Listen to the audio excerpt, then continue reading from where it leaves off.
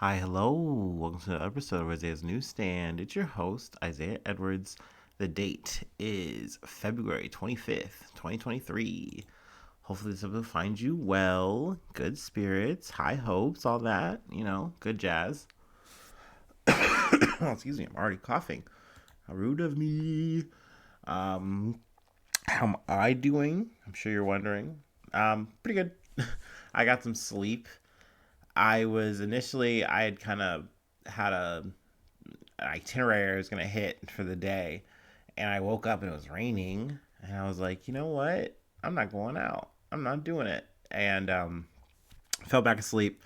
And that was nice. So here we are. A little bit behind schedule on this Saturday. But, we're good. Things are moving along. I'll cook some food or something after this. Um, Maybe run some errands. But before we do all that, we can get into some news. We can talk about some stuff. From Reuters, Nigerian Nigerian Senate candidate killed in spat of pre-election attacks. So we initially covered some Nigerian news. What was it? I think it was last week. With the whole banking situation, with the banknotes, and people rioting about that. But they have had this election. The election is actually, I think, taking place like today. People are voting.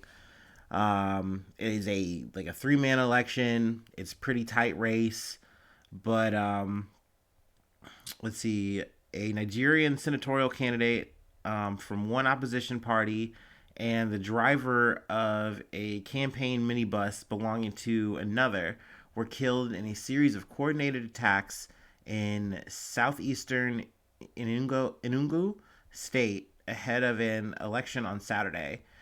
Police said on Thursday. Let's see what else I'm gonna pull here. Inungu State Police said suspected members of two Biafran separatist groups that have been banned by Nigerian authorities targeted vehicles from 3 political parties in simultaneous incidents at separate locations late on Wednesday. They confirmed the death of Labour Party senatorial candidate Oyibo Chukwu, and earlier reported by his party, and said the driver of the People's Democratic Party, or PDP, camping minibus had also been killed in a separate attack. In both cases, the attackers set vehicles ablaze with petrol bombs, burning to death their occupants. Then also Chukwu's driver was also killed. Police said a similar attack on the ruling All Progressives Party, or the APC, had been repelled. That's a lot going on. I knew that things were heating up, with the money stuff, and I was like, okay, maybe we'll cover it, maybe we don't, because I know there's elections always taking place, but this definitely got my attention. It does kind of go into a little bit of history and stuff, like, I don't want to get too much into it. That's a little bit more historical stuff, but if you would like to read that, that's there. But definitely interesting. I'm curious to see how the election is going to pan out, and hopefully we'll get some more coverage there. But we can move along. Somewhat, I guess you could say international, but we're talking about our borders here in America. Let's see, from Yahoo News, what to know about Biden's controversial new rule for asylum seekers.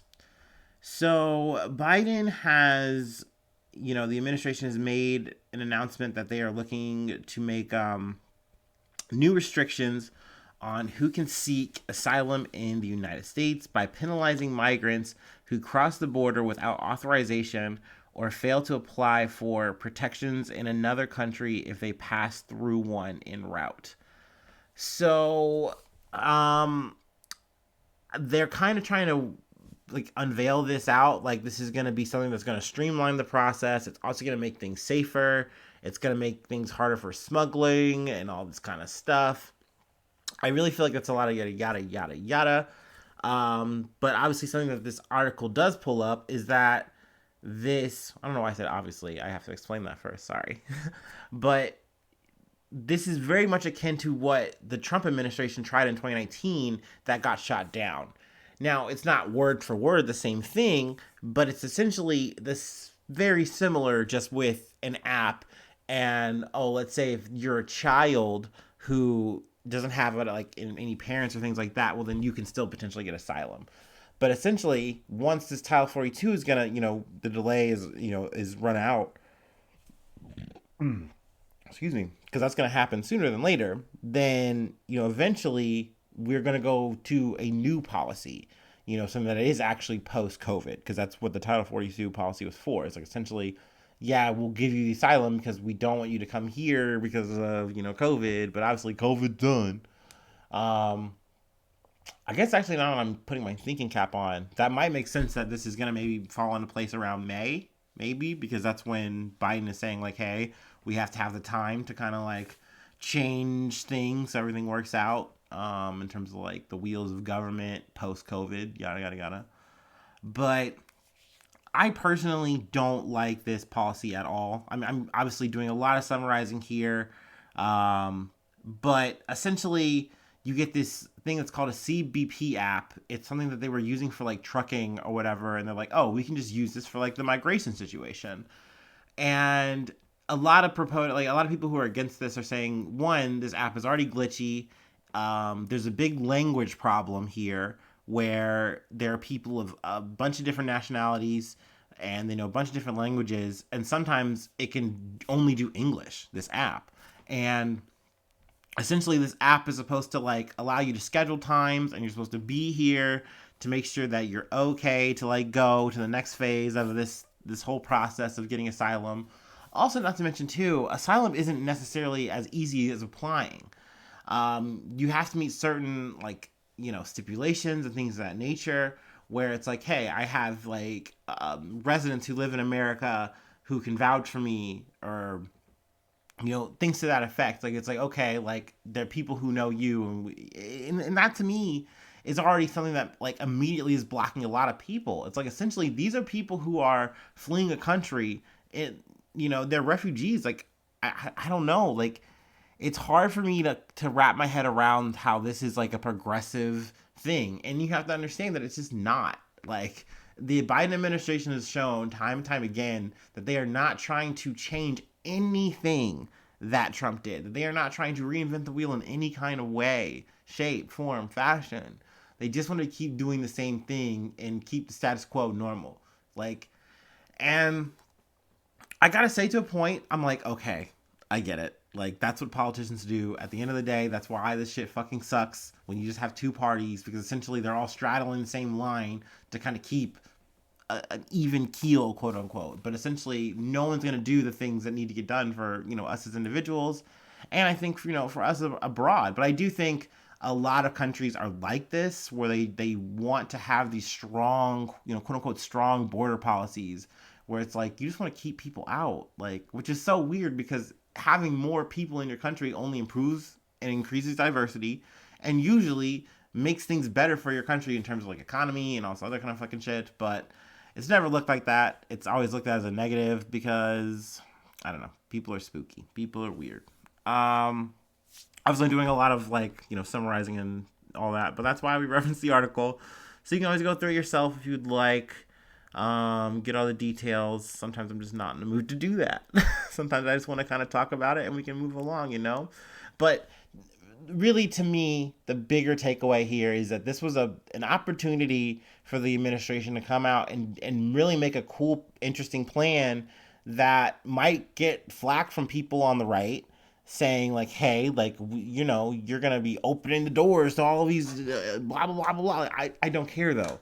I would rather see something that is more humanitarian, who is actually going to, you know, give people a chance to come to this country easily. And I don't feel like this is actually that. I feel like the actual operations and mechanics of this is just going to really make things harder for people, which is a shame. So yeah, I boo tomato, tomato, tomato this. We can move along. From the LA Times, Crips gang member sentenced to 60 years in prison in murder of Nipsey Hussle. So the perpetrator here is Eric Holder Jr. He was sentenced to, let's see, I mean, it's a grand total of at least 60 years, but he got like 25 years to life for the murder of Nipsey Hussle, who was, rap hip hop artist. He was murdered outside of his own clothing shop in like Crenshaw. Um, Something that I kind of learned just like reading this was like, not, I knew that he was a popular rapper. I've listened to some of his music, but it was just one of those situations where it's talked about in this article like how in the community he was. But essentially there was a dispute between him and Holder comes back with like two guns and just starts just shooting, and he kills Hussle. And I'm not sure if he killed. I think he kills another person as well. But let me read the rest of everything here. Um, Sentenced to 25 years to life in state prison for murdering Hussle, and an additional 25 years to life based on the sentencing enhancement because he used a gun. Holder must serve an additional 10 years in prison on assault convictions for shooting two other men who were with Hussle the day of the shooting, or the day of the killing. Holder, who's 33, was on a date with a woman who would become his unwitting getaway driver on March 31st, 2019, when he approached Hussle in front of the Marathon clothing store near Slauson Avenue and Crenshaw Boulevard. The two had a brief conversation, but Holder returned minutes later with two handguns and opened fire in the middle of the parking lot, killing Hussle, whose legal name was Ermias Ashigdam, and wounding two other men nearby. It was definitely just a sad time. I remember, seeing a lot of, condolences, a lot of murals. Gosh, is that my Ohio accent? um, but let's see. There were people, who came up and testify or talk during the sentencing hearing.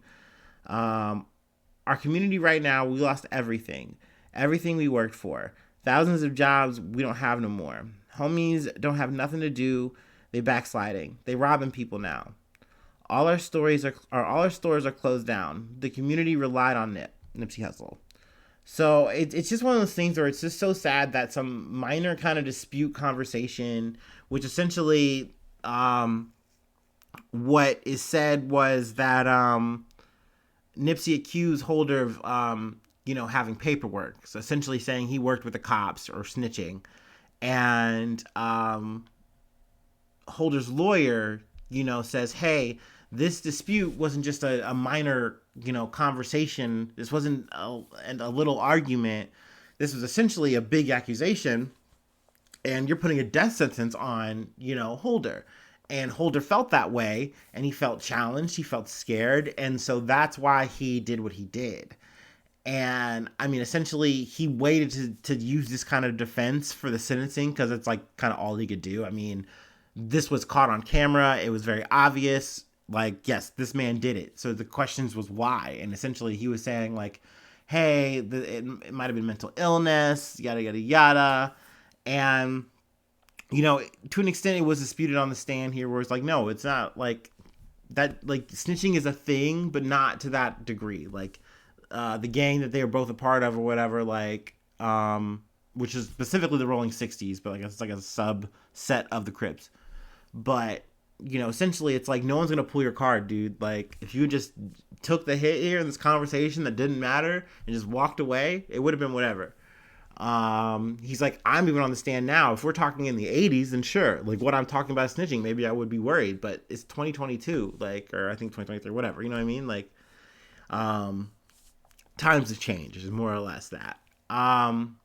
So it's definitely a shame that, Nipsey Hussle's gone. It's definitely one of those situations where I came into his music, I think right around the time that the shooting happened. I came in like really late, And it's, it's a lot like the Pop Smoke situation where it's like, damn, like, even though this person had work out, they were just cooking. Like, they could keep going and keep continuing to make stuff. Like, Victory Lap was out and things like that. So I mean, um, definitely a shame. It's a loss, but it's good that there's at least some closure here in that regard, at least with the sentencing and things of that nature. We can hit the next beat. From ABC News, DA drops gun enhancement charge against Alec Baldwin in rush shooting. So the charge was dropped for Alec Baldwin and also Hannah Gutierrez Reed. Now they are still, I believe, on the hook for just like involuntary manslaughter, like in terms of going to trial for that. But it's only a potential amount of like 18 months, as opposed to, I think, with the gun charge or whatever, it would have been like up to like 5 years. So I think the DA backed down, not necessarily because they were feeling sympathetic or what have you. They just kind of realized that like Alec Baldwin's legal team is going to put the full court press out. They're calling out the person, like the prosecution attorney or whatever, saying like, hey, they aren't even like actually legally allowed to do this. Also, they were saying, and the reason was because I think they were tied to another thing. I could pull it up, but they were also saying the legal law that they were trying to apply here wasn't actually in effect until May 2022, and the incident occurred on October 2021. So saying you can't even actually do that. There's an error right there. Let's see. What else did I want to talk about here? I know I kind of missed a beat here. But also, because I think they dropped it for one, I think they just dropped it for all. So that's why, like, Hannah Gutierrez Reed is also going, just for the lesser sentence of the involuntary manslaughter.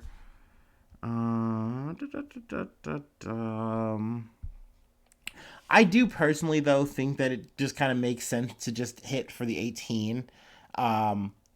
Like, obviously, I think it's due diligence to prioritize the maximum sentence. I think that's what they're gonna do. So at least it's showing a non-bias there, I guess. But yeah, and also I think it just makes sense for them to be like, yeah, it's not worth trying to really put the screws to it here. Oh, here we go. A week prior, his legal team filed a motion to disqualify Andrea Reeb, the special prosecutor appointed by Carmack Outwees, arguing she is also an elected member of the New Mexico House of Representatives and therefore has a conflict of interest. So essentially, they're just like, okay, let's just chill out here. We'll at least dumb this down and we'll maybe just focus on these brass tacks instead of like you guys trying to fight over everything and anything. So we'll see how it goes. I mean, obviously the trial hasn't even started yet. But I wanted to kind of, give that a little update. All right, we got one more thing. So classic, we got to take a little break.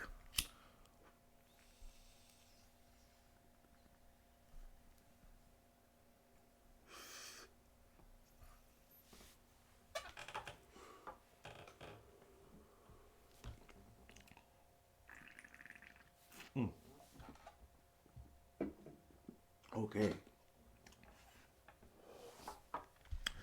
Got this one from Law and Crime. Salt Life clothing company founder gets 12 years in prison for killing his 18-year-old girlfriend. So yeah, that's already a cringy title right off the bat. But let's see. This was Michael Troy Hutto, who's 56. He killed Laura Grace Duncan, 18.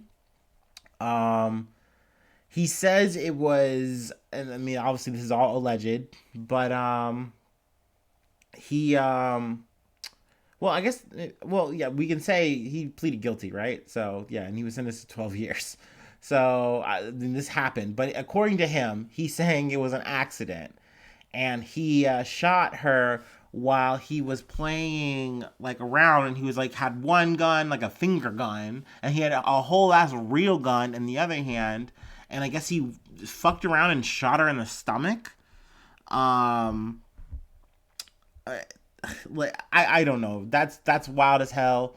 I think they were both on drugs apparently, but according to Duncan's father, who is the person who initially after 48 hours not having any contact with her, he called for a wellness check, and that's how they discovered the body. I believe it was on October 29th, 2020, at the Hilton Hotel on North Ocean Boulevard. Um, so yeah, I mean, definitely a really fucked up, dark situation. Um, I'm glad this guy got at least some time.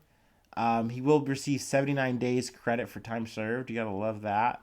But the charge was manslaughter with a firearm. Um, I don't know. It's one of those things where it's like I get it. There's no intent, but we don't know that, right? Like it's. But I guess it's one of those things where at the end of the day, like I'm and this is something I really liked about this podcast called Sinisterhood, and they cover all kinds of like occult stuff. They cover true crime stuff, like headliney, big news stuff. They cover like Britney Spears conservatorship. But one of the people on the podcast is or at least she does like legal kind of work, and she really breaks down um like how these kind of cases work, like why they go for the charges they go for sometimes, why sometimes it's heavier, why sometimes it's lighter. And it definitely kind of helps remind me like, oh yeah, sometimes they go for what they know will stick so that they can make sure they get like time. So yeah, definitely an icky case, and that's gross, not exactly good news to end out on, but sometimes that's just how it goes. um but thank you so much for tuning in. If you'd like to support the podcast, the effort that is moi, um, patreon.com/Isaiah News. Get you bonus episodes, get you a quick link for my Discord. You can just get into the community, see the food posts I put up, chit chat, whatever. Also, I have a newsy roll call we do at the top of every month, and you can plug anything you'd like, whatever, turn me into a little billboard if that's what you'd like to do. Free ways to hit me up, gmail.com, so it's Isaiah News, or Isaiah News 1 at gmail.com. I don't know why I get that mixed up. And then Facebook, Twitter, all easy ways to find me or the podcast. So yeah, that's all I got. Hopefully I see you soon for some more good news. I love ya. Bye-bye. Mwah.